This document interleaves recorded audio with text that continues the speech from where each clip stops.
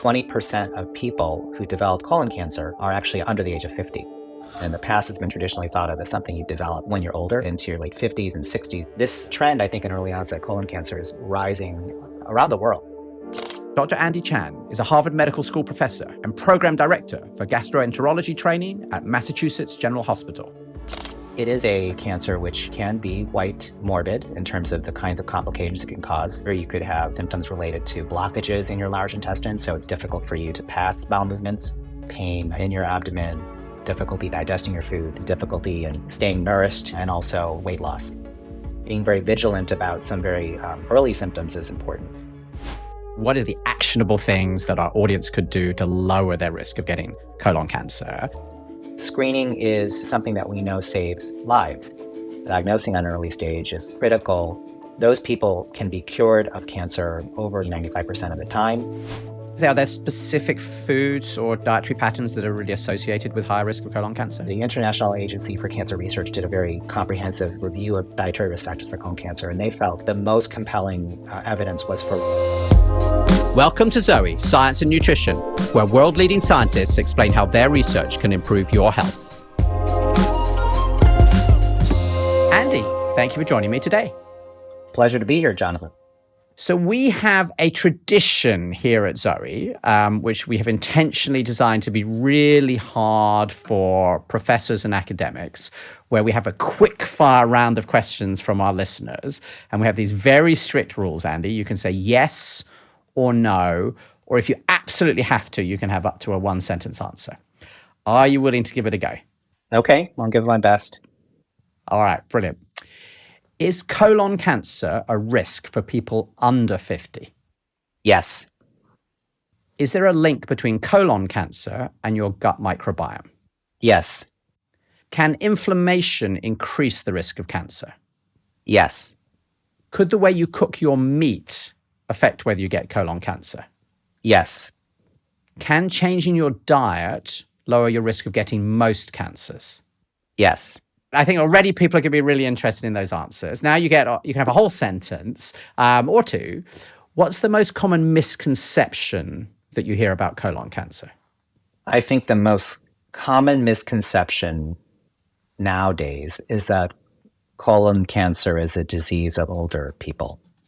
I think we traditionally have thought about cancer as being a disease of older adults. But what I think many people don't know is that over the last several decades, maybe since the 1990s, at least in the US, and maybe a little bit afterwards in the UK, we've started to see really sharp increases in the incidence of colorectal cancer in people under the age of 50. So now I think people have to appreciate that this is a disease that affects younger adults as well as older adults, and people need to be thinking about it, at increasingly younger ages. It amazes me that so many of you decide to watch our show. Right now, we have 500,000 subscribers on YouTube, a number that's hard to comprehend. When we started the Zoe Science and Nutrition podcast just over 2 years ago, our dreams were much smaller. So you can imagine how delighted I am that so many of you tune into these conversations each week. So thank you. Now, here's something you might not know. When you subscribe to this show, you're helping us raise the bar. It motivates my team to get to the heart of your biggest health questions and the health of your loved ones, and to track down the world's leading experts on these topics. And with your help in 2024, we want to make this show better than ever before. All I ask in return is that you hit the subscribe button. That's it. Today, we're talking about colon cancer, and there's definitely different terminologies around the world. So I know colorectal cancer is a very common way it's described in the States. Bowel cancer, very commonly how it's described in the UK.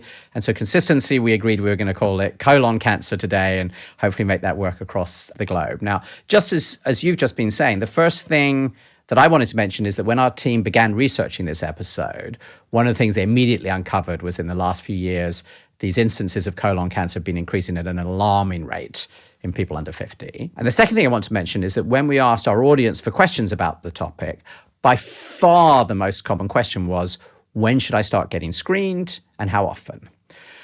So I know we'll be discussing these later in the episode, but before we do, Andy, could I just start at the very beginning? What is colon cancer? Right. So as you mentioned, there are different terms for what we're calling colon cancer today, and that essentially is where people develop a cancer or a tumor in their large intestine or large bowel. And so this is the segment of your intestine in which your food eventually ends up and your digested products ends up and is used to really form bowel movements so that you can efficiently and effectively absorb nutrients, absorb water from the food that you eat, and then expel waste products. And the colon is the large bowel where you have this reservoir, if you will, for your bowel movements to sit before it's expressed into the toilet ultimately.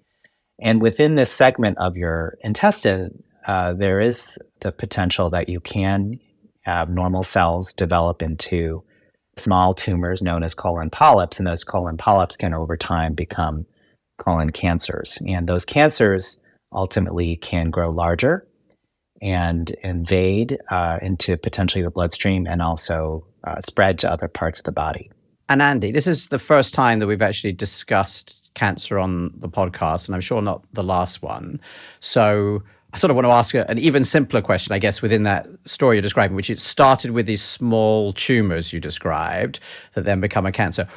What is that? What's the difference between a cell, like what was there before, and this tumor thing? What does it mean for something to be a cancer? So your normal cells turn over. So, for example, in the colon, you have normal cells that line the colon, and those are the cells that really do its job in terms of absorbing water. The kinds of things that it needs to do to actually form bowel movements. But sometimes those cells can grow in an uncontrolled way. So those small cells that normally turn over and kind of live out a lifespan and then die off, sometimes can kind of grow uncontrollably and actually live much longer than they're supposed to live, and sometimes live in sort of an indefinite way. And if that's the case, they can grow into what we call polyps. In other words, they can grow into little growths in the colon lining that can get gradually larger and eventually start to get large enough that they actually start to maybe even invade into the lower layers of the colon. And that's where we start to call it a cancer.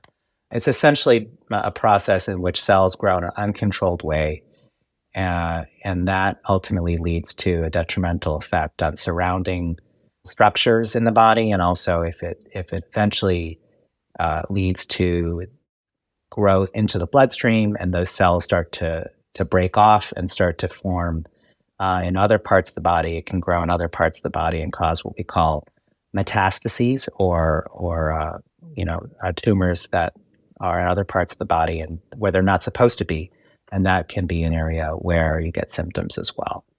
And so for someone who does experience this, are you normally aware quite early on in this experience that you have this disease? Do you only discover about it at the point when you describe this, really scary idea that it's, I think you said metastasized, gone somewhere else? It's a good question. It's variable. I would say people can develop symptoms of cancer at any stage, although it's quite clear that the symptoms of cancer become much more common and much more pronounced as the cancers get larger and more advanced. And so certainly when cancers start to get bigger and really start to impinge on other structures in the body, or when they start to spread, that's when people really, more often than not, develop symptoms. It's possible to get symptoms at an earlier stage, excuse me. And some of those symptoms, are more subtle, but some people can really have no symptoms and have early stage cancer. And I know later we'll talk a little bit more about screening, but that's really where there is that kind of challenge, is that early stages of cancer where cancers are more circumscribed or smaller or easier to treat, oftentimes are less likely to cause symptoms. So being very vigilant about some very early symptoms is important, but also that becomes the basis for why in the end we end up trying to screen. All right, so you scared everybody listening to this at this point. I think the natural following question is, who normally is affected by this? Like, how common is colon cancer? And do we understand why someone might get it or not? So colon cancer is a cancer which is one of the more common types of cancer. So among both men and women combined, colon cancer is one of the second or third leading causes of cancer death, depending on where you are in the world. Certainly for women, lung and breast cancer are ahead of colon cancer, and for men, lung and prostate cancer are more common than colon cancer. But when you combine men and women, colon cancer becomes, the second leading cause of cancer death. And so it's a problem generally across different parts of the world. And we do also recognize that colon cancer is often a cancer that is caught at a later stage when the symptoms can be very severe, when there is significant complications related to the cancers themselves, and ultimately, if they're spread throughout the body, they're at a point where it's oftentimes not curable. Got it. So what you're saying is because of the type of cancer, often it's quite developed by the time you see it, and therefore it's sort of there's a higher risk that it might have already spread. Andy, is that what we're saying, and that there's sort of it's going to be harder to deal with? Am I understanding that? Exactly. And I think also because of the fact that the colon is obviously such a vital part of your health, obviously, what we eat, our digestion are so, important for our overall health. When there is a cancer in the colon, it can be really devastating in terms of symptoms because of the kinds of things that can develop from that cancer in terms of the difficulty in staying nourished, being able to pass your bowel movements, also the pain that can result from cancers in the colon. So it can be a very difficult and challenging disease when diagnosed late. Which sounds terrible. Could you answer maybe that question that you sort of touched on right at the beginning about the demographics of who is getting it? Because you described this idea that historically we thought of cancer as being something you got later in life, but I think that is really less true for this cancer today. Yes, so that's what I think the new reality is for colon cancer. I think that colon cancer, again, in the past has been traditionally thought of as something you developed when you're older, particularly, as you get into your late 50s and 60s. That was kind of when people really started to be at risk for the disease. Having colon cancer, when you were less than 50 was very, very rare. And as doctors, I know we rarely saw a patient who developed colon cancer at a young age. Now, we're seeing those patients come into our clinic all the time. So just to give you a sense, at this point in time in the US at least, 20% of people who develop colon cancer are actually under the age of 50. And that's a real striking statistic. People who were, for example, born in the 1990s are at twofold higher risk of developing colon cancer now compared to people who were born in the 1950s. So there's been a real trend in the population where people who have been born in more recent decades have been at markedly increased risk compared to people born in previous decades at the same age. That's pretty extraordinary, Andy. You're saying like the rate of this cancer has doubled in young people, even despite all of our advances, you'd think, in medical care and, how we hopefully look after ourselves. Yes. So, I mean, I think one sort of stark reality is that we've actually had a lot of success in actually, reducing the rates of colon cancer overall. But all those successes have come in people that are, older, particularly people over the age of 65. At least in the US, the rates of colon cancer have declined markedly in people over the age of 65 on an annual basis since the 1990s. That may be due to improvements in screening and maybe due to improvements in lifestyle, et cetera. But in contrast, the rates have really increased in people younger than 55, such that we see that people who are in those younger age groups have twofold higher risk of developing colon cancer compared to people who were at that age, in the 1950s, 1960s. So it's a real demographic shift in the disease. And I think you said something to me before we started the show that this may end up being the most common cancer for certain younger people. Can you shed Yes. some light on that? In the US, the American Cancer Society just came out with a very sobering report that statistics are such that now the leading cause of cancer death in people younger than 50 among men is colon cancer. The leading cause of cancer death for men under 50 is now colon cancer.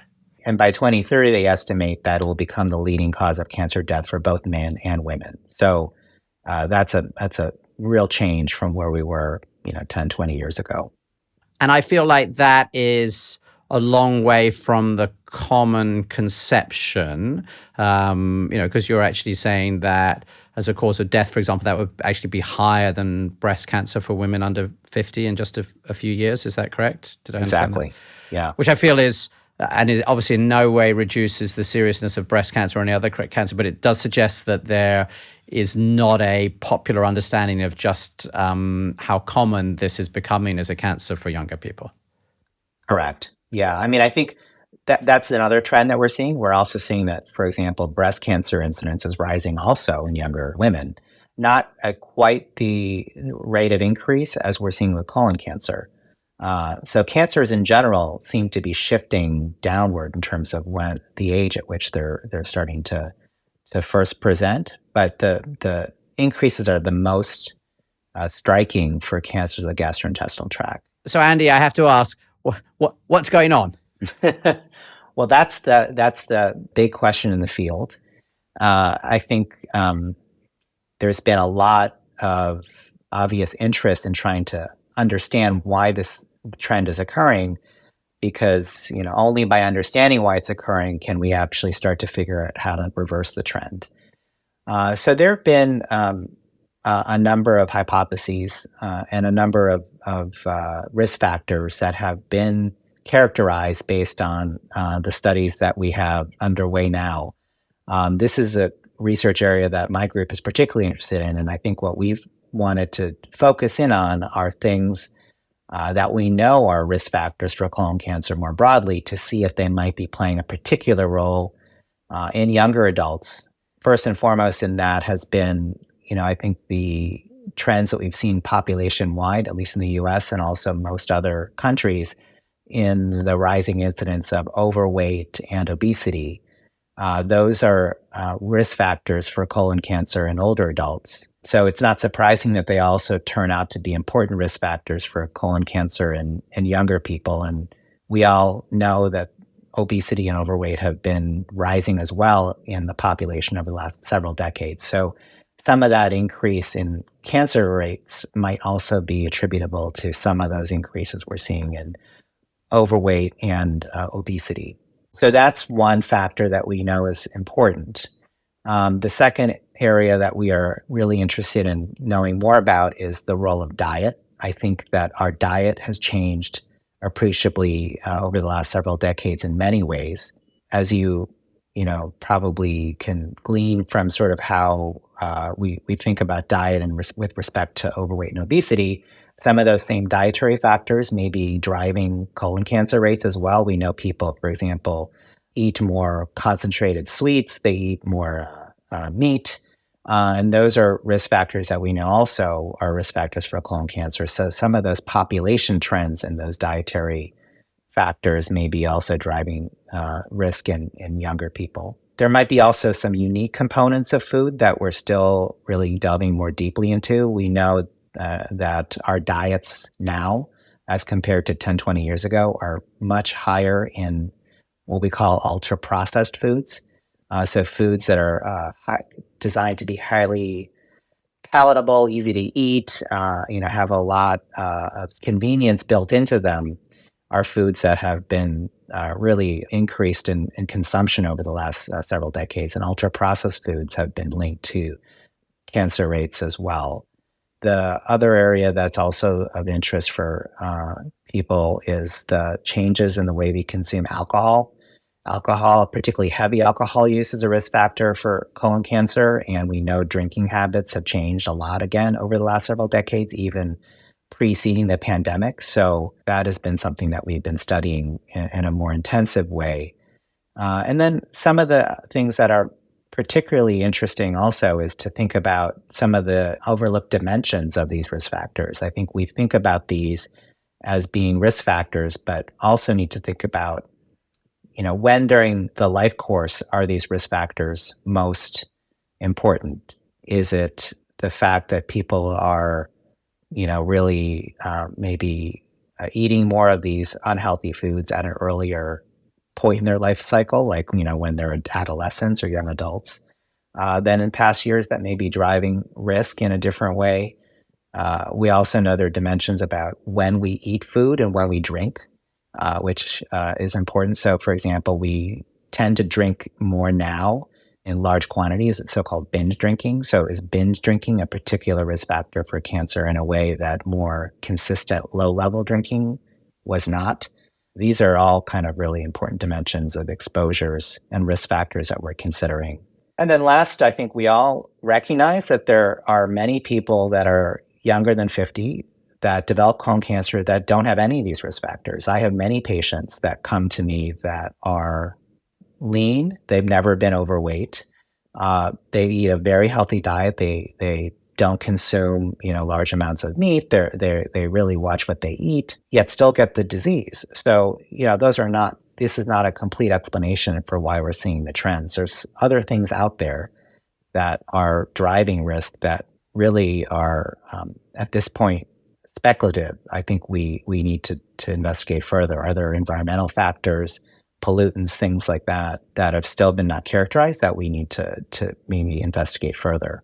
We recognize that cancer is a disease ultimately of metabolic health, especially colon cancer. We think colon cancer in particular is a cancer that's driven by someone's overall state of metabolic health. And among cancers, we think colon cancer is probably the cancer that is the most likely to be related to diet and what we eat, which is not surprising because obviously the colon is exposed to what we eat. Could you just explain for a minute what a disease of metabolic health means for our listeners? Sure. So just to back up, I mean, I think our interest in this came around because we recognize that as you sort of tick through the different cancers and sort of what are the cancers for which diet is the most likely to be linked, colon cancer is probably the leading cancer that's diet related.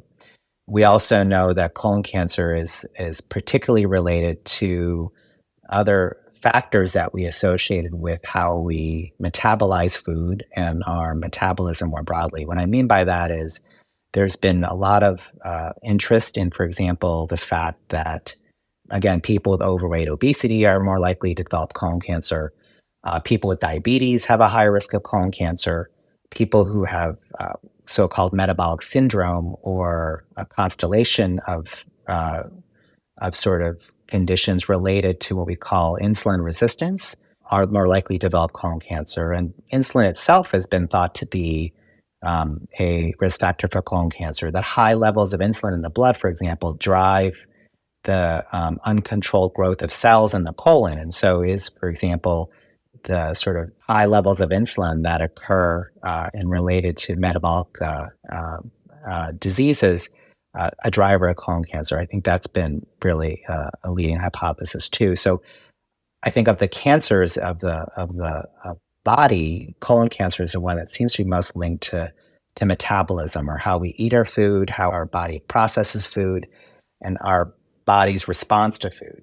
I think you're saying that you might increase your risk of colon cancer, not just directly because the food you eat is sort of directly like this carcinogen, like we're all used to being taught by, our governments over the last 50 years, but actually, if you're eating this, ultra processed food or whatever it is year after year, then you get all of this bad control over your blood sugars and your blood fats and all these sorts of things. And that itself then becomes this risk factor for the colon cancer. Did I understand Precisely. that? Yeah, no, that's a very good way to summarize it. That, there might be some specific effect that the food we eat is having on cancer, but also we know that the food we eat affects exactly what you've mentioned. It affects our overall level of inflammation in the body. It affects our overall metabolic ability to metabolize and process food, and sort of our metabolic biochemical functions may be changed. We may have less ability to control our blood sugar, to control our blood lipids.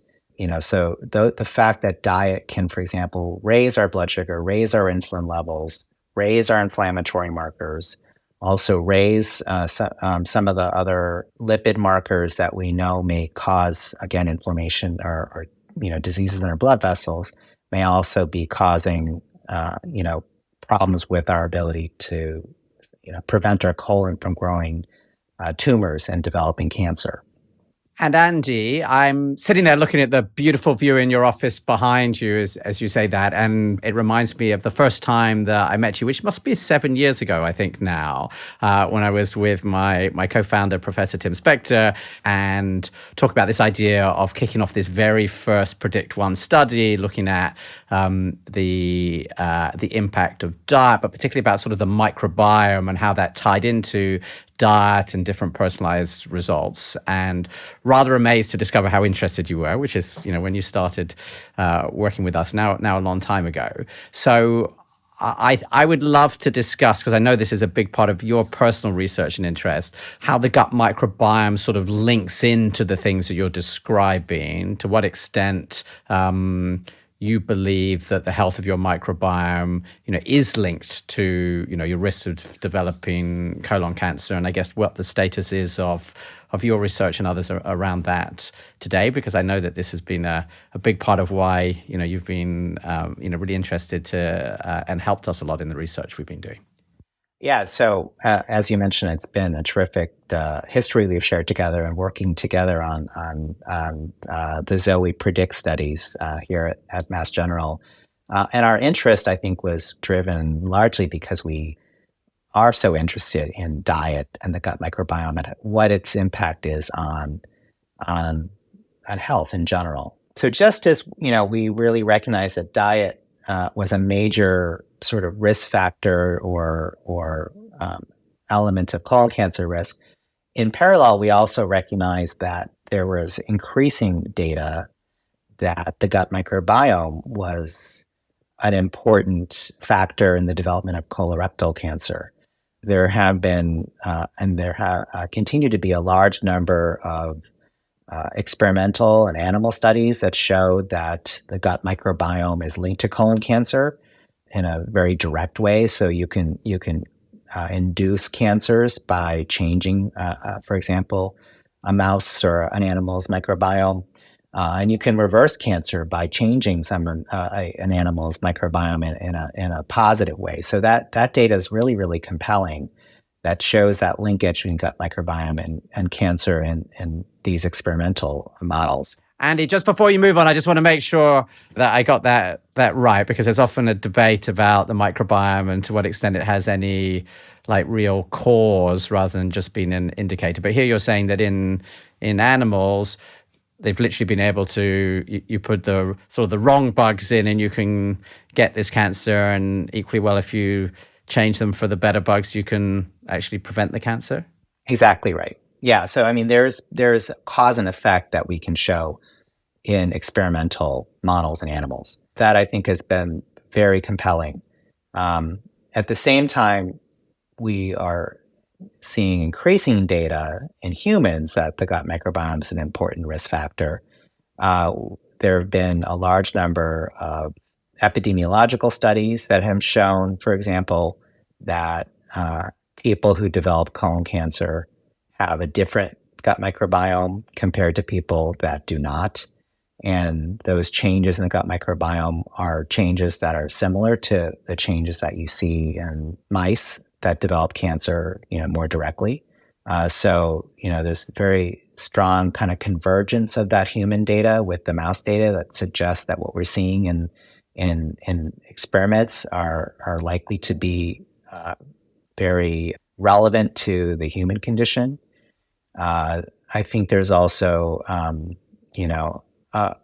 a large number of studies that have shown that people who have what we call a disrupted gut microbiome or have disruption in gut microbiome have a higher risk of colon cancer. So in particular, there are several studies that have shown that people who are exposed to large amounts of antibiotics, particularly when they're younger, which we know is almost like a nuclear weapon against your gut microbiome, that those people have higher rates of cancer and colon cancer down the road as well. And I think now there is also more information about the presence of gut microbes actually in the colon tumors themselves. So when you actually look at the colon cancers that develop in people and actually do very targeted experiments where you can try to identify if there are particular gut microbes in those tumors, they're identifying some of these bacteria that we know cause cancer in animals. So I think there's really compelling data that what we're seeing as cause and effect in animals is likely to be causal in humans as well. Andy, that's a whole bunch of amazing research. I could dive into any of that for the next half an hour. But I guess my first question is, generally when, we've done a lot of podcasts talking about the microbiome and obviously a lot of science is about it as well. Often the discussion is more about this as a community. So I often think about it a bit like a coral reef, right? With hundreds of different species sort of interacting, and it's that total interaction which has this effect on our health. But that's obviously for a healthy situation. And here we're now talking about cancer. And I heard you mention the idea of like specific bacteria being found inside the tumors. Are you suggesting that there might be specific microbes that are sort of directly the cause of these cancers? Or is this more like this pattern of maybe, you've got too many of the bad ones and not enough of the good ones? What is, I guess, both what does the science say, but also I know we're at the very cutting edge. What's your own, guess on this at the moment? I think that the science is evolving. So I think there are very clear data that your community of gut microbes can be a predisposing factor for the development of colon cancer. So you can imagine that your gut microbiome is kind of an expression of your diet. So, what you eat actually influences what gut microbes you have. Also, what you eat is ultimately the stuff that those gut microbes break down. And those gut microbes and what they break down ultimately release metabolic products that ultimately influence gut health. And we believe better gut health reduces risk of cancer. So there is an overall effect of sort of one's gut microbiome that seems to be a risk factor for cancer. And it's not just specific microbes that are what we need to be concerned about. But at the same time, there's a parallel line of research in which there are some gut microbes that seem to be particularly relevant to the development of cancer. The question is whether those specific gut microbes are important in sort of the initial development of the cancer, or are they something that kind of help, or maybe factors in sort of how cancers develop and progress over time. The bottom line is I think it's both. I think it's kind of one's overall microbiome, and also ultimately there might be some specific microbes that play a role in different stages of when a cancer develops. We're learning from Professor Chan about the critical importance of gut health. But how can you actually tell if your gut is healthy? Well, some of you may know Zoe can help you with that. Zoe's not just a podcast. It's a membership that can improve your health through smarter food choices. As a new member, one of the first things you do is take our test. Our team developed this test with world-leading scientists from Harvard and King's College London. And the results show you, amongst other things, which bugs live in your gut. Using your test results, Zoe's digital coach recommends foods to help you and your microbes flourish. Right now, gut health is a big focus for me. So each day, I'll open up gut boosters inside the app and find recipes personalized for my microbes. It's like having a nutrition coach in my pocket, guiding me and holding me accountable. And when it's time for my next test, I'll see my progress towards better gut health. And we know how well Zoe works. And that's because last year we commissioned a randomized controlled trial that's just been published in Nature Medicine. The group following Zoe's advice saw bigger improvements in blood sugar, energy, and body weight compared to those following government advice. So, will you give it a try? Go to zoe.com/podcast today, to join me and over 100,000 other members transforming their health with Zoe. It sounds like you're saying it probably isn't like a traditional infection where there's just this one special bacteria that gets into your gut and therefore means that you're going to get this cancer. It's more like somehow, your microbiome ecosystem is degraded, like your microbiome health is worse. You've probably got all these other factors from the food that you eat that's affecting you. And then, these bad guys come along and it's sort of got the right environment for them to suddenly prosper. Is that my simple analogy for what you're saying? Yeah, it may lead to a situation where specific microbes then have a sort of selective advantage to kind of grow and further propagate or perpetuate a tumor. So I think that that's a likely sort of way to think about it, likely scenario in which the gut microbiome is related. But I think it's an open question. I think there's a lot of research, and there's a possibility that there may be specific microbes that are particularly detrimental. But I don't think that explains, all of what we're seeing in colon cancer. I think for the most part, we're probably dealing with an overall disrupted gut microbiome that then potentially tends to let certain bacteria overtake, one's physiology and can be the ones that are particularly harmful down the road. I just want to go back to this thing that you mentioned really fast in passing, Andy, which is that increasing the amount of antibiotics that you have as a child could really increase your risk of cancer. Yeah, so I think the studies that we've done, as well as other groups, have shown that people who are exposed to more antibiotics in early adulthood or even in childhood seem to have a higher risk of developing colon polyps or colon cancer in the future. But that isn't meant to alarm people. I don't think we're saying that, for example, people shouldn't be using antibiotics if they need to be on them. Certainly, they're very important reasons for why people need to be on antibiotics. What I think those studies do indicate to us is that people who are more likely to have some disruption in their gut microbiome, which we believe is a consequence of being on antibiotics for a long period of time, that disruption in the gut microbiome may have some lingering effects down the road. So I think gives us some more evidence to suggest that the gut microbiome is important in colon cancer risk. Of course, this data is correlation. It doesn't prove cause and effect, but I think it does give us some strong suggestion of how important the gut microbiome ultimately is for our cancer risk.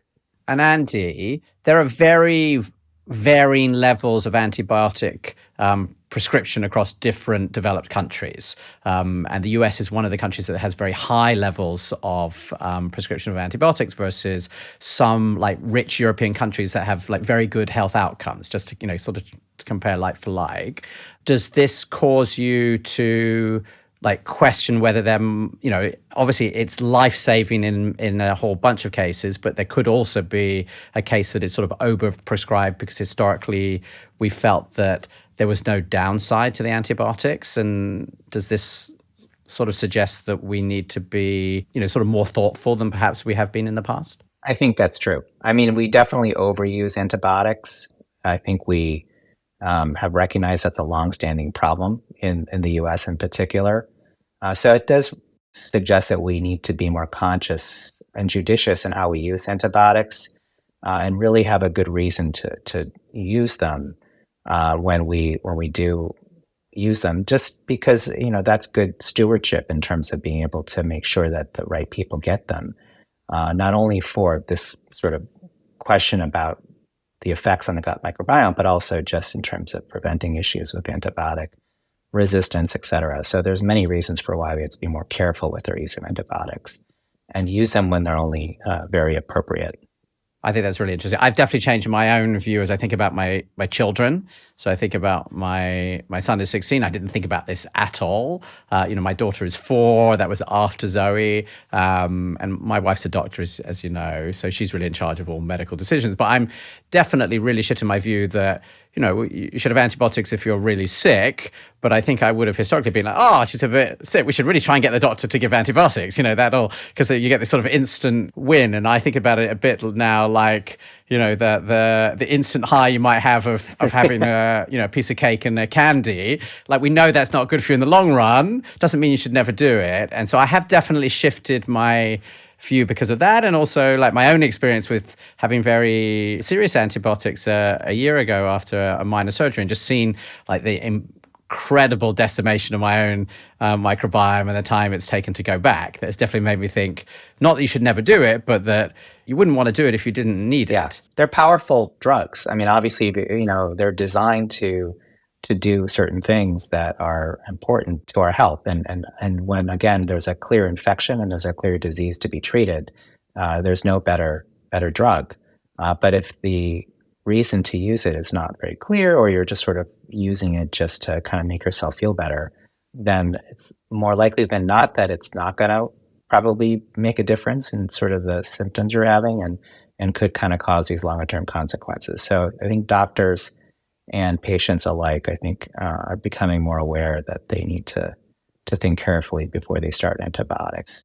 I love to shift and talk about like, okay, what are the actionable things that our audience could do to lower their risk of getting colon cancer?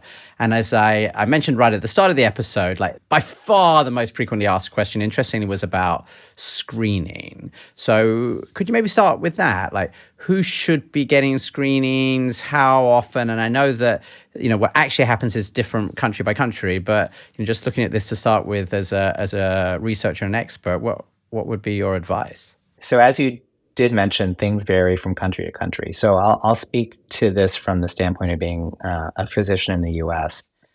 So screening is something that we know saves lives. It's recommended by multiple expert bodies here in the U.S. as well as internationally, that colon cancer screening is important because, as I mentioned earlier at the top of the podcast, that most colon cancers in early stages are not symptomatic. So you can't wait for people to get symptoms to diagnose cancer in an early stage. And we also know that diagnosing on an early stage is the critical factor in terms of whether someone can be cured of their disease. So someone who, for example, is diagnosed with stage 1 or early stage colon cancer, or even if they have very large polyps, those people can be cured of cancer over 90-95% of the time through surgery and surgery alone. So 90 to 95% of the time you can actually cure this cancer. I just want to make sure I heard that right. It's the most positive thing you said all episode, Andy. So that's why we put such a strong emphasis on screening, is because we can use screening as a way to detect cancer early before symptoms develop and when it's treatable. And ultimately, screening has been shown to reduce death from colon cancer in the long term. 10 years ago, we only recommended screening for people over the age of 50. But in recognition of this trend toward younger people getting colon cancer, over the last couple of years, the screening age has now shifted such that we recommend screening for anybody over the age of 45. That's for people in the general population.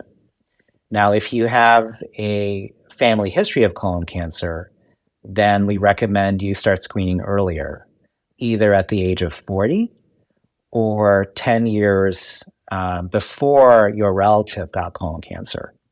And that's been something that I think has been the reason why we're seeing the declining incidence of colon cancer in older people. It's because of these screening programs that have been really pushed across the board in the US. And how does it work, Andy? What do you need to do to be screened for this disease? So screening for colon cancer can take a number of approaches. I sort of divide it up into two categories of screening. One category of screening is what we call invasive screening, or what we do in the US, which is a colonoscopy. So by invasive, it means coming in for a medical test in which you have to drink a laxative to clear out your bowel. You come in the next day and you get some sedatives and you undergo what's called a colonoscopy, which is where a physician like myself passes a small flexible camera through your rectum into your colon to look for polyps and cancer. It's something that allows us to both look for cancers and look for polyps, but also remove them if we see them during the exam, and take them out to try to prevent them from developing into cancers. The other form of screening is what we call non-invasive screening. These are tests which don't require you to come in to see a doctor, don't require you to get sedatives or undergo any procedure.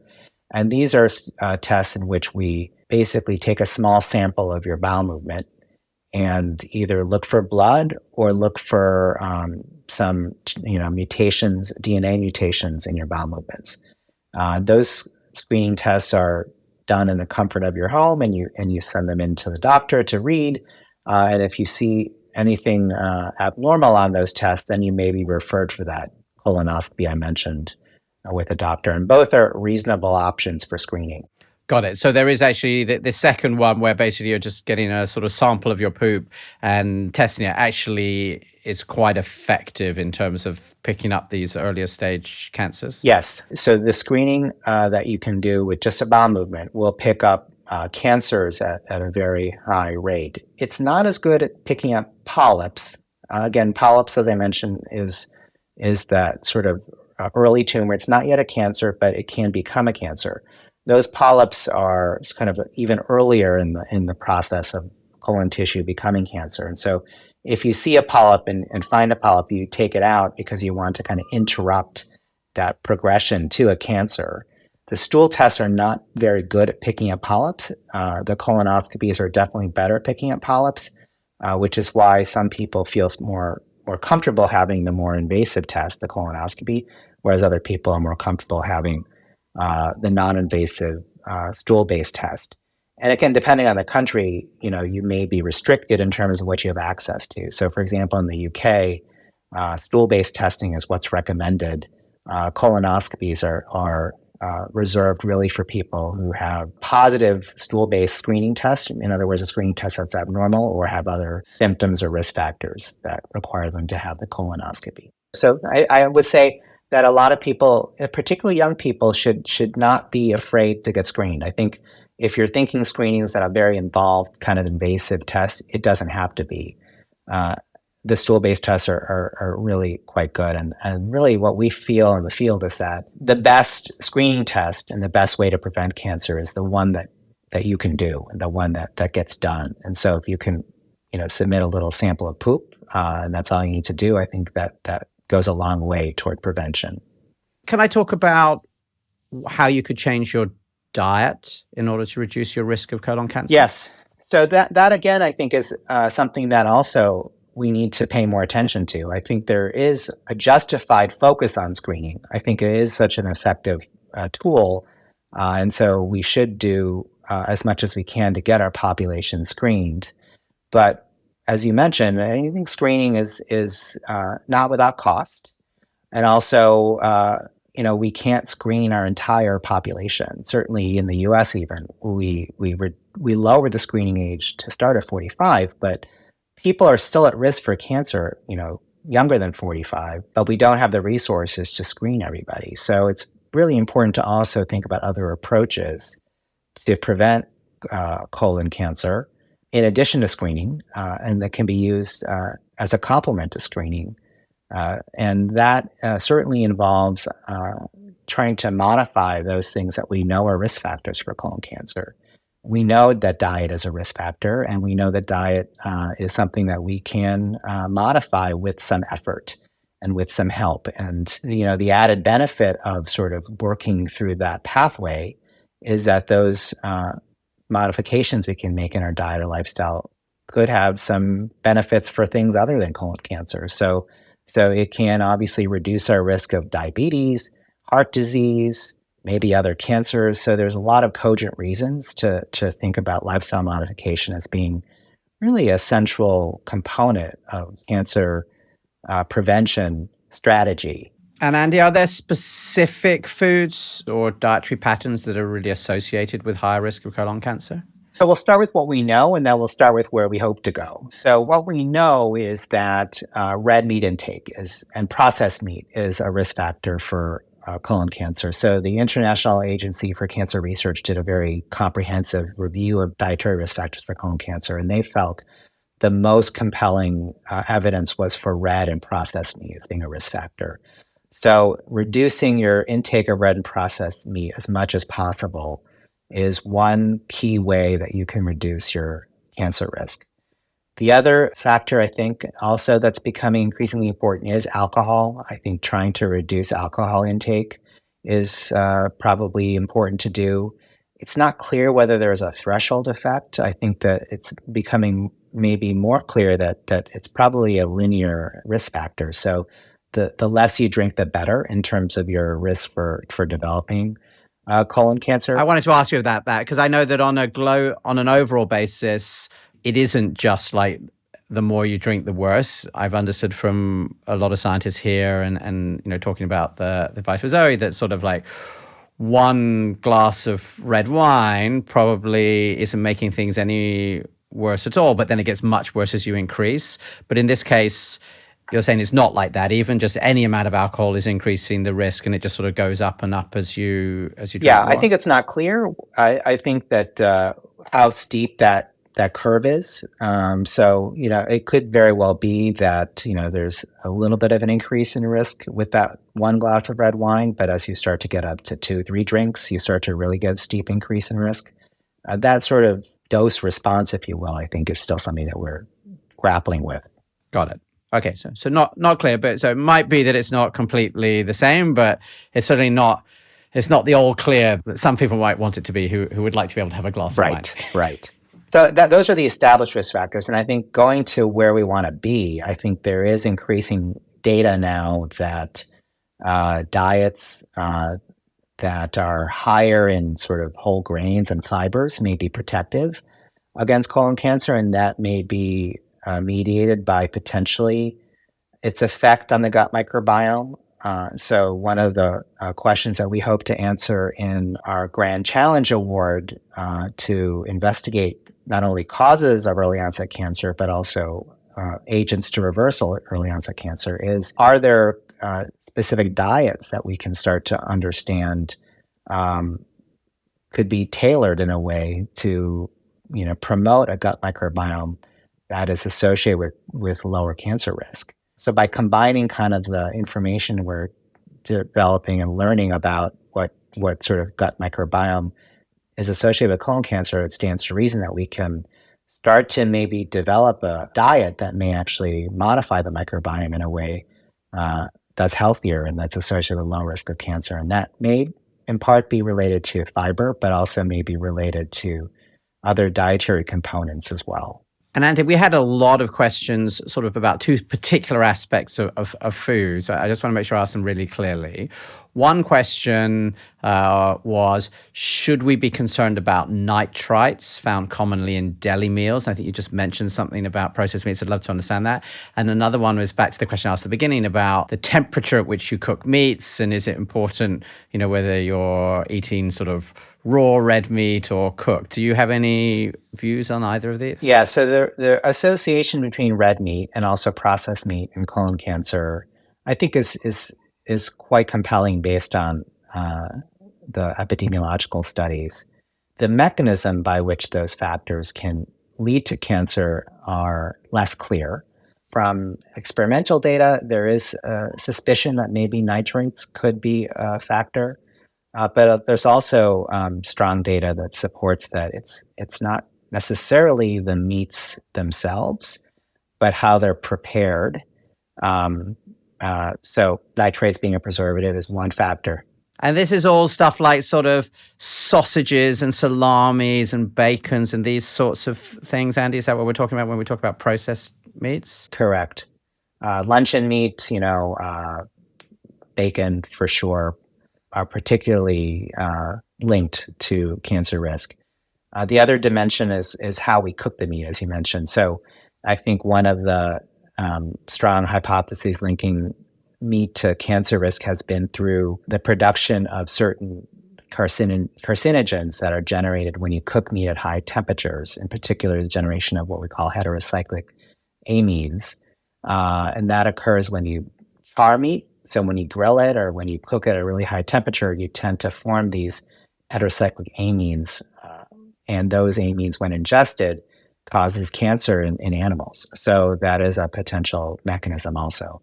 So there's, I think, a lot of work to be done to further characterize other potential mechanisms. There's also, I think, quite compelling data that meat alters the gut microbiome in a way that is detrimental and may lead to some, what we call dysbiosis, or microbes that are less healthy for you. In particular, some of the amino acids in meat and the proteins in meat can help to uh, facilitate the growth of certain bacteria that generate sulfur, and sulfur reduction in the colon. And sulfur reduction in the colon can be carcinogenic as well to normal colon cells. And Andy, one of the things that we always say at Zoe with anyone who becomes a member is, nothing's forbidden, nothing's off the table completely. It's sort of about frequency. So when you say this, does that mean, if you have like one piece of red meat, a week, then, suddenly, okay, you're straight to seeing Andy with your colon cancer? Or is this about how many times you're eating these foods? So for meat in particular, it looks like it's definitely people who consume it more frequently are at particularly high risk. So I don't tell my patients, you have to become vegans or vegetarians. But, I think obviously there are other healthy alternatives to red meat. So, when possible, I think substituting red meat with fish or seafood, or maybe even chicken could be a good option. But again, I don't tell anyone to be unrealistic about what they can or cannot eat. We're over time, but I just want to sneak in one final question from our listeners. Does physical activity play a role? Yes. So that is something that probably plays a role, even independent of overweight obesity. So there have been numerous studies that show people that are more physically active, even independent of their ability to lose weight, are less likely to develop colon cancer. So, staying active is something in addition to diet that can be an important complement to screening. So I think you do have a number of things that you can do to really reduce your risk of cancer, and also reduce your risk of other chronic diseases. Amazing. Andy, I have so many more questions. I'm totally over time. I'd like to try and do a quick summary. It's a really new topic for us, so please correct me. And it's obviously very, very important to get it right. Please correct me if I get anything wrong. So we started by explaining what colon cancer is, and you explained that it starts as a tumor in your large intestine, which is sort of where your food ends up, and also where we know sort of all of these gut bacteria are. You said that normally you have all these cells in the lining of your gut and they like regularly die off, but sometimes they start to grow in this uncontrolled way. That's what starts it to be a tumor. That small tumor sort of gets bigger and bigger and becomes a cancer. Eventually that cancer, some of these cells break off and then they go elsewhere in your bloodstream, and then it spreads to the rest of your body. And what you said is it's often caught late, because often there are no symptoms early on. So, it can go quite a long way in that process before it's caught. And as a result of this, it's a much bigger deal than many listeners, including myself, had realized. So you said it's the second or third leading cause of death from cancer. In the US, by 2030, it will be the leading cause of cancer for men and women under the age of 50. And that the rates of getting this cancer have actually sort of they've doubled in 40 years. You described people born in the 1990s and 1950s. So it's a really big difference. Then we talked a bit about the role of the microbiome, and you said that actually it's really been proven in animals, the sort of causal effect of the gut microbiome on colon cancer. With human beings, like that's not all the case yet. But you're obviously, pretty convinced that it plays a role in there. And you said, for example, that people with colon cancer have clear changes in their microbiome compared to people who don't, that we can now find specific bacteria actually inside the tumors that are inside these cancers. And then you shared this rather terrifying fact that exposure to antibiotics since you were a child, like higher levels of that, actually increases your risk of getting this cancer. And I think you mentioned this view that, in your opinion, we do overuse antibiotics in the States. Then the good news is we talked about what you can do, and what's really exciting, I think, is actually there's an awful lot that we can do. So I think that's, after all of that slightly scary side, a really positive side. So you said, firstly, screening is extremely effective. So you said that 90 to 95% of early stage colon cancers, if they're caught at that point, can be cured. And that there's now screening that starts at 45 in the US. I think you said it was sort of 50 in the UK, will be different in other countries. And there's two sorts. There's a colonoscopy, which allows you to also potentially treat some of this, but is obviously more invasive. But you can just get a sample of your poop tested, and actually this is now very effective. So I think that's very exciting. And then you talked about, well, what can everybody do who's listening at home? Because clearly you don't want to get this in the first place. And you also mentioned the fact that, these dietary changes affect not just your risk of colon cancer, but affect really sort of all sorts of cancers. So the first thing you said is that we know that bad diet leads to higher overall risk of all cancers. So what you eat matters. And then specifically for colon cancer, you said there are these sort of traditional advice, of which the first is sort of avoid or reduce red meat and highly processed meat like bacon or salami. That's a clear risk factor. That charring your meat is probably part of that risk, and that alcohol is a real risk factor. So if you are drinking quite a lot, this is something you should really be thinking about. And then I think you said the data is not all there yet, but it really sort of suggests quite strongly that eating more fiber, more of a whole grain diet should be protective against this, possibly because of its impact on the microbiome. And then right at the end, you dropped something fascinating that we haven't had enough time to dig into. So that's maybe a whole nother podcast, that physical activity can actually help protect you against cancer, which is amazing because we've talked often on the podcast about its benefits, but the idea that it could actually reduce your risk of cancer is amazing.